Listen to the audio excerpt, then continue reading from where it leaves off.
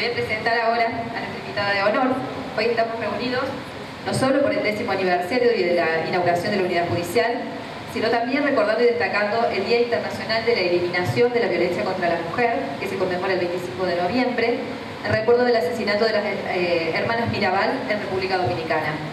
Estos son días para reflexionar, para repensar nuestras actitudes, nuestro comportamiento, nuestros valores y creencias. Debemos preguntarnos qué tan importante es erradicar la violencia contra las mujeres y las niñas. ¿Es importante? ¿Es prioritario? ¿En qué nos afecta la violencia que sufren miles de mujeres y niñas por el solo hecho de serlo? Este y otros interrogantes deben llevarnos a una búsqueda constante. Para contribuir desde nuestro lugar del Ministerio Público Fiscal, tenemos hoy el privilegio de contar con una referente en la materia, quien aceptó sumarse a este espacio de reflexión. Tengo entonces el agrado de presentar a la señora Fiscal General Adjunta de la provincia de Córdoba, doctora Betina Croqui.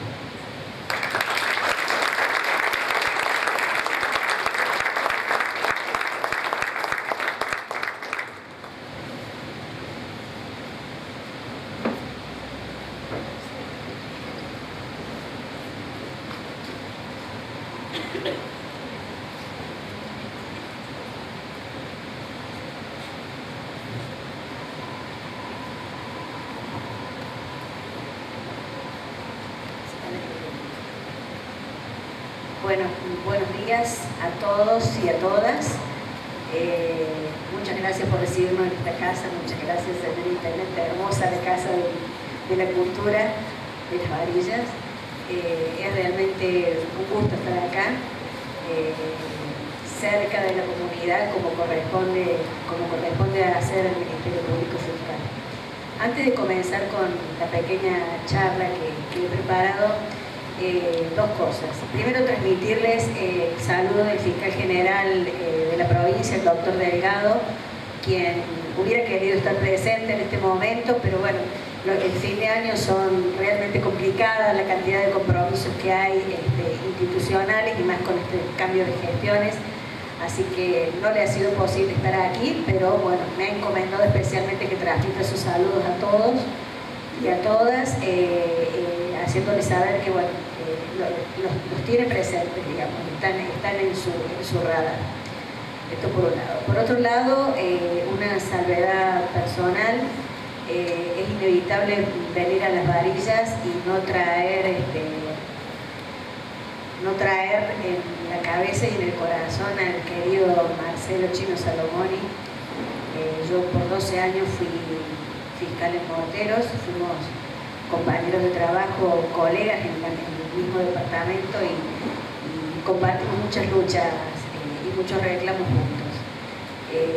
Solo transmitirles, me dice la doctora Dupras que está la familia aquí, solo transmitirle que realmente el doctor Salomoni fue un gran funcionario, un gran fiscal pionero de la unidad judicial y de muchas otras reformas en Las Varillas, pero sobre todo fue una gran persona, un gran compañero de trabajo y una excelente persona, realmente honra a la institución a la que pertenecía. Y fue una gran pérdida para nosotros haberlo perdido tan tempranamente.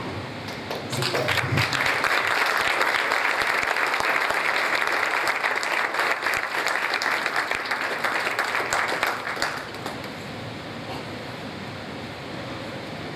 Bueno, me han convocado acá por dos acontecimientos. Uno que tenemos para celebrar los 10 años de la unidad judicial. Ya han hablado de Pamela, la doctora Dupras, chicas, de cuál es la función y la importancia de tener una unidad judicial en una localidad y cómo esto impacta en la cercanía de la justicia al ciudadano. Este es el objetivo del Ministerio Público al tomar este tipo de decisiones, digamos. Es cumplir una gran deuda que había con la comunidad respecto de la justicia, que a veces quedaba encerrada en su despacho, en la lejanía de la Administración de Justicia, y la unidad judicial fue un gran paso para acercar la respuesta al ciudadano, que es nuestra obligación. Junto con esta celebración, la doctora Dupras ha unido felizmente, digamos, este acontecimiento alegre, junto con un objetivo de lucha de lucha por la erradicación de la violencia contra la mujer. Que lo celebramos, o sea, lo ponemos en un día, digamos, 25 de noviembre, pero verdaderamente es una tarea de todos los días que se viene llevando a cabo hace mucho tiempo y sobre la cual todavía tenemos tantísimo camino que recorrer. Creo que la tarea de el reconocimiento de las discriminaciones y la violencia contra la mujer no es una tarea exclusiva y excluyente del Poder Judicial, ni del Ministerio Público, ni de la Policía, ni de ninguna institución. Es una tarea ardua que nos debemos como sociedad. Las desigualdades históricas que han sufrido las mujeres se traducen no solo en violencias físicas, que generalmente son las que motivan la intervención de la justicia. Por supuesto que es necesario reprimir las violencias físicas, las violencias sexuales, las violencias más graves que afectan a las mujeres. Pero este es el emergente, evidente y violento de muchas otras cosas que todavía subyacen en la sociedad y que dan lugar y permiten a este emergente violento. Todavía subsisten en la sociedad un sinnúmero de condiciones y de actitudes discriminatorias respecto del rol y de la conducta que se le requiere a una mujer. Nos es muy fácil reprochar y decir, bueno, reprochar, reprimir y rechazar la violencia contra la mujer. Pero a veces nos es muy difícil como sociedad visualizar todo ese cúmulo de conductas, actitudes, puntos de vista y prejuicios que nos llevan a juzgar la conducta de las mujeres de forma diferente a la conducta de los varones. A poco que analicemos nuestra sociedad, no podemos dejar de ver cómo tenemos una desigual distribución de las tareas de los varones y las mujeres. Esto poco a poco ha ido cambiando, yo no lo voy a desconocer, o sea, la tarea de la mujer como pilar del hogar y educadora y cuidadora de los hijos, poco a poco se ha ido compartiendo con los varones. Lo que no hemos logrado todavía, y creo que es una deuda pendiente, es que asumamos como sociedad, y esto no es una tarea solo de los varones, ¿no? Es una tarea también de las mujeres, asumir como sociedad que un varón adulto no puede sustraerse de las obligaciones de cuidado que implican los hijos y la casa, porque un varón adulto, no hay ninguna razón del sentido común que indique que un varón adulto no tenga que hacerse cargo de la misma forma y en paridad de roles con una mujer respecto de las tareas de cuidado del hogar, de los hijos, del cuidado del hogar, de los adultos mayores, tareas que históricamente han descansado y descansan en las mujeres. ¿Ha ido cambiando? Sí, pero hagamos un mea culpa todos, mujeres y varones. ¿No es verdad que ahora los varones dicen yo ayudo en mi casa? Yo ayudo en mi casa. ¿Cómo ayudo? La responsabilidad de la mujer y el varón ayuda, colabora, como si no fuera una responsabilidad compartida, porque hoy ya son muy pocas las mujeres que eligen no trabajar o que pueden elegir no trabajar. El peso ya ni siquiera tenemos la posibilidad de elegirlo, ya la situación económica casi que exige a las mujeres salir a trabajar a la par del hombre, y cuando volvemos a casa, la mujer es la responsable y el varón ayuda, en el mejor de los casos, ayuda. Es una obligación de la sociedad revisar este tipo de conceptos. Es una obligación de la sociedad revisar por qué, en algunos casos, no sucede en el sector público, ¿no? Pero sí sucede muchísimo en el sector privado. ¿Por qué una mujer que realiza la misma tarea que el varón percibe menos remuneración? ¿A título de qué? Si se acredita que el varón es más eficiente, si se acredita que tiene mejor rendimiento, bueno, es una cuestión lógica, pero por el solo hecho de ser mujer, la mujer está remunerada en un menos. ¿No les parece que es nuestra obligación preguntarnos por qué sucede eso? ¿No les parece que también es una obligación societaria emparejar la diferencia que significa que una mujer es la que lleve adelante el embarazo y la crianza de los primeros meses del bebé? Yo se lo digo y me voy a tomar el atrevimiento de personalizarlo. Cuando yo rendí mi primer concurso funcional, había tenido un bebé, hacía 5 meses. Y fui a rendir mi primer concurso con un bebé de 5 meses, al que todavía estaba amamantando. Y en este concurso yo era la única mujer, y rendían 5 varones. ¿Ustedes creen, por ventura, que rendíamos en las mismas condiciones? ¿Rendíamos en las mismas condiciones? Yo con un bebé de 5 meses amamantándolo, que los varones. Creo que es una obligación de todos nosotros emparejar lo que es una diferencia innegable, natural e inevitable. Emparejarlo para que la carrera profesional de las mujeres sea igual a la carrera profesional de los varones. Que este tipo de situaciones inevitables no afecten, en definitiva, a lo que es un derecho de toda persona a realizarse en la tarea en la que ha elegido.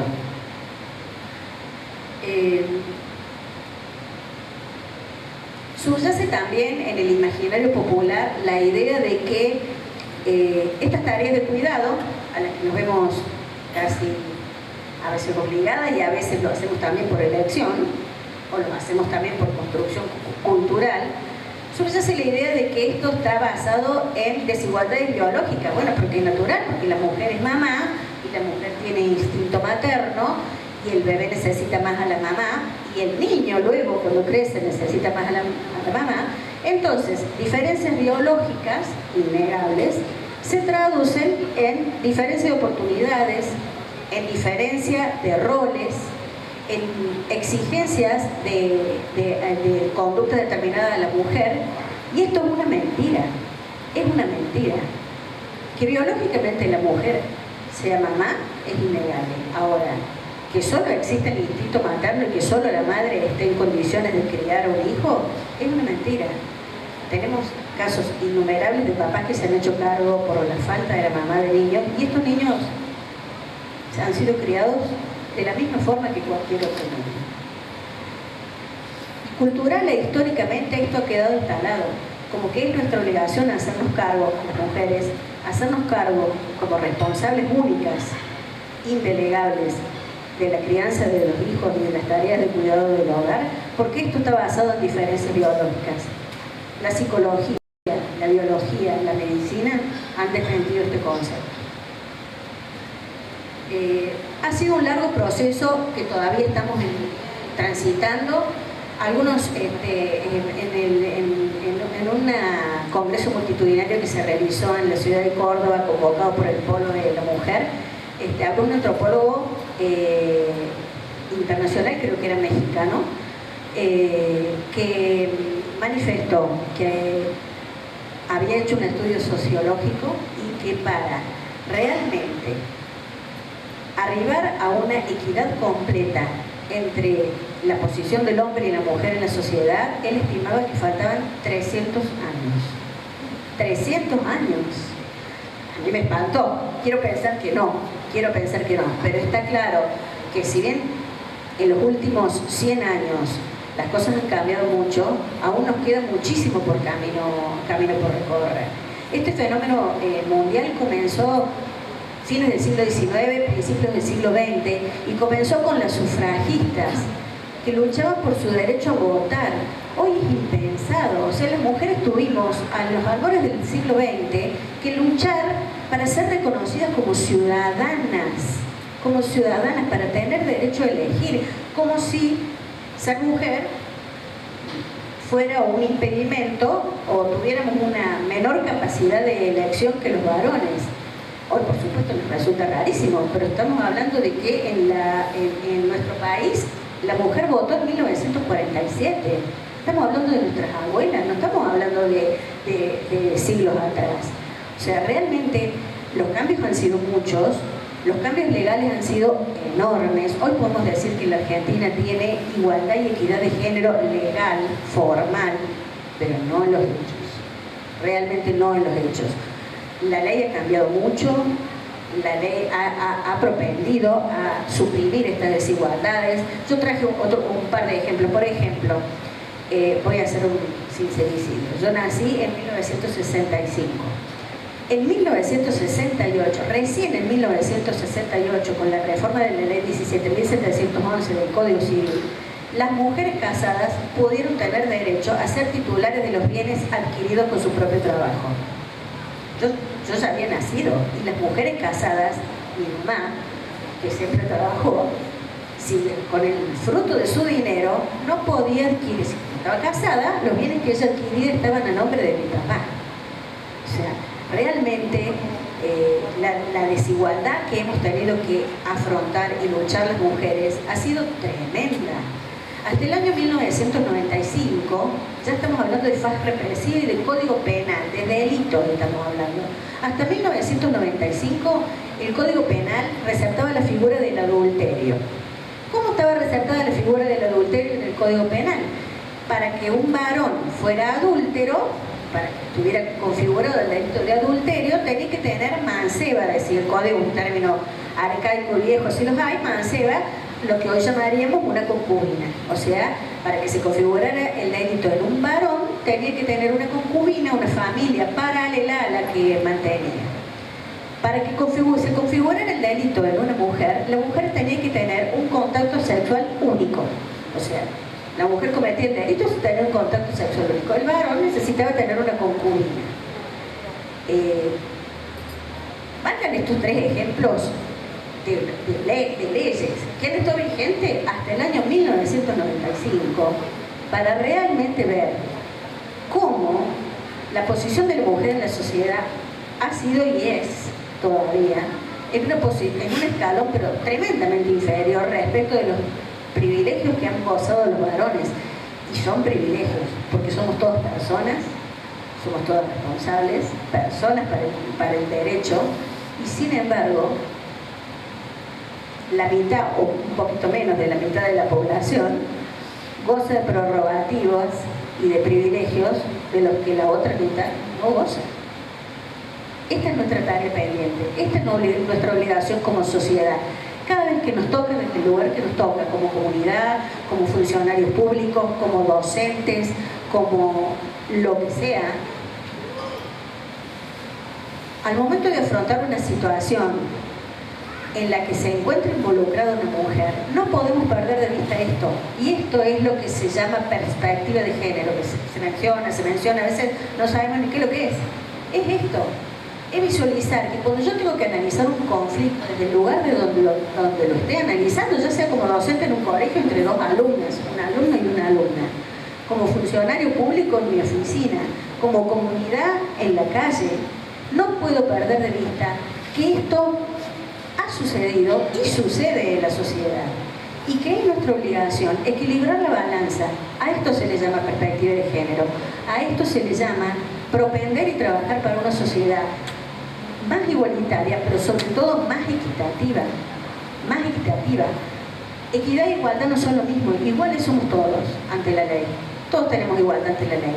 Equidad es, ante una desigualdad, trabajar para emparejar esa desigualdad.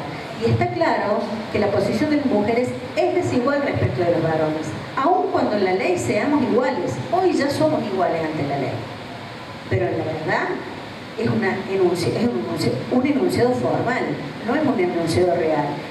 Y es esto, tratar las cuestiones con perspectiva de género es esto, poner este contenido de equidad en donde no la hay, poner esta situación de equilibrio en donde no la hay.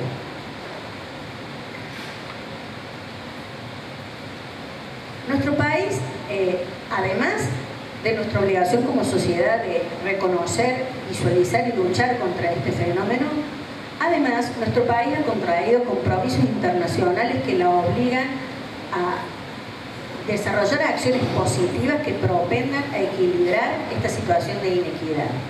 Son obligaciones constitucionales y nuestro país ya ha sido declarado responsable en alguna ocasión por no haber cumplido este compromiso internacional firmado con Naciones Unidas a través de CEDAW y con la Organización de Estados Americanos a través de Belén do Pará. Los que somos funcionarios públicos no podemos no mirar esta situación incumplida, esta omisión de luchar contra la inequidad que impera en la sociedad puede generar al Estado argentino, y de hecho lo ha hecho, sanciones pecuniarias y obligaciones de reformas legislativas que ya tenemos, la sanción de la ley 24671 de erradicación de la violencia contra la mujer es una de ellas. En la provincia de Córdoba tenemos una ley provincial que adhiere a la ley nacional. Tenemos la 9283 de lucha contra la violencia familiar, la 10.400 que especifica la lucha contra la violencia de género. O sea, en el plano legislativo nuestro país ha cumplido sus compromisos internacionales. Ahora falta que los cumplamos en los hechos, que lo que está plasmado en un plexo legal se transforme en una realidad.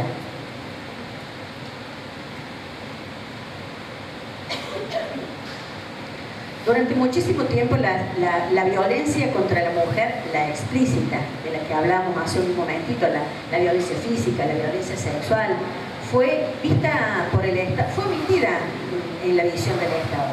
Para el Estado, las situaciones de violencia en la casa era una cuestión que se resolvía de puertas adentro, era un problema familiar, los trapitos sucios se lavan en la casa, se decía. Yo fui alumno de un gran maestro del derecho penal que fue el doctor Ricardo Núñez, gran maestro, gran formador del derecho penal, pero este era su criterio, ¿no? Este era su criterio. El Estado no puede ingresar más allá de la puerta de la casa, nos decía. O sea, el Estado llega hasta la puerta de la casa.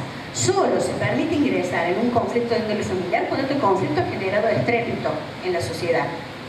Un homicidio, unas lesiones gravísimas, un maltrato infantil grave, pero el resto quedaba todo afuera de la responsabilidad del Estado.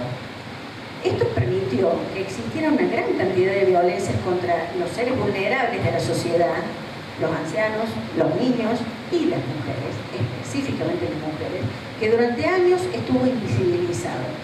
Una estadística de la Organización Mundial de la Salud del 2013, por ejemplo, mundial, puso sobre el tapete que sobre el total de muertes, de mujeres muertas en todo el mundo occidental estamos hablando, no estamos hablando de Oriente, que tiene otra estructura cultural, del total de mujeres muertas en Occidente, en todo el mundo, en el año 2013, un 38% de estas mujeres había sido muerta en manos de su pareja o expareja, un 38%. En el sentido contrario, del universo de casos de varones muertos en manos de su pareja o expareja, el guarismo era de un 3%. O sea, fíjense el fenómeno de la violencia intrafamiliar, dentro de la violencia doméstica contra la mujer, en el año 2013, no hace tanto, era realmente pasmoso. Las estadísticas nos muestran que tenemos, me preguntaba recién un periodista a la entrada si tenemos más hechos o tenemos más denuncias. Y yo le decía que realmente es la pregunta del millón, no lo podemos saber, no podemos saber si realmente la cantidad de recursos que el Estado, gracias a Dios, le ha dedicado a la lucha contra la violencia contra la mujer ha permitido que tengamos más denuncias porque está más cerca de la comunidad y más facilitado, hay más conciencia en las mujeres de que es necesario denunciar, o realmente tenemos una sociedad más violenta. Yo pienso intuitivamente que puede haber un poco de las dos cosas. Tenemos una sociedad que le está costando muchísimo resolver sus conflictos en forma pacífica, que acude muy rápidamente a la violencia para resolver conflictos, pero a la vez, gracias a Dios también, creo que el hecho de que tengamos tanto accesibilidad de la respuesta estatal para las mujeres también colabora a que tengamos más denuncias.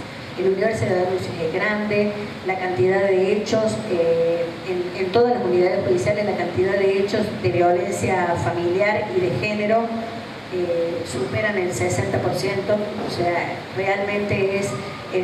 no estoy muy imbuida aquí en la unidad judicial de Las Varillas, pero es un promedio provincial y acá me dice el ayudante fiscal, me asiente con la cabeza, realmente es un fenómeno grande, es un fenómeno preocupante y del que nosotros no vamos, o sea, nosotros tenemos la obligación de reprimir esta violencia, pero les aseguro que si solamente descansamos en la fase represiva para revisar el fenómeno de la violencia contra la mujer, ya nos demos por perdidos, ¿no? Creemos solo cárceles para varones para meterlos a todos, porque no es esta la respuesta. es necesaria, es nuestra obligación, pero no es esta la respuesta. La respuesta viene de la mano de todo lo que hemos hablado, de reconocer el fenómeno de discriminación, de reconocer que la discriminación genera violencia y termina con este tipo de hechos, de propender todos a una construcción cultural diferente en el que este fenómeno se visibilice y que los varones reconozcan el fenómeno y reconozcan que las mujeres tienen derecho a elegir su propio proyecto de vida, independientemente de que sean mujeres, independientemente del rol que históricamente la sociedad les ha atribuido. Los avances han sido muchos, la verdad es que, bueno, les acabo de poner 3 hitos legales que realmente son como pasmosos, pero además ha habido mucho avance en la respuesta, pero nos falta muchísimo camino por recorrer. Creo que si de algo puede servir esta pequeña charla es de sembrar alguna semilla que nos haga ver alguna realidad que alguna vez no vimos, ¿no? Nos cuesta mucho visibilizar algunas conductas que naturalizamos como habituales, que las dejamos pasar porque parece que así son, porque parece que es lo que corresponde hacer, y esta es nuestra tarea. Desde la más pequeña conducta, la más pequeña expresión de discriminación, hasta las más grandes violencias, deben ser visibilizadas y deben ser puestas de resalto para que entre todos podamos tener una sociedad mejor, más equitativa, más justa y más pacífica. Gracias por escuchar.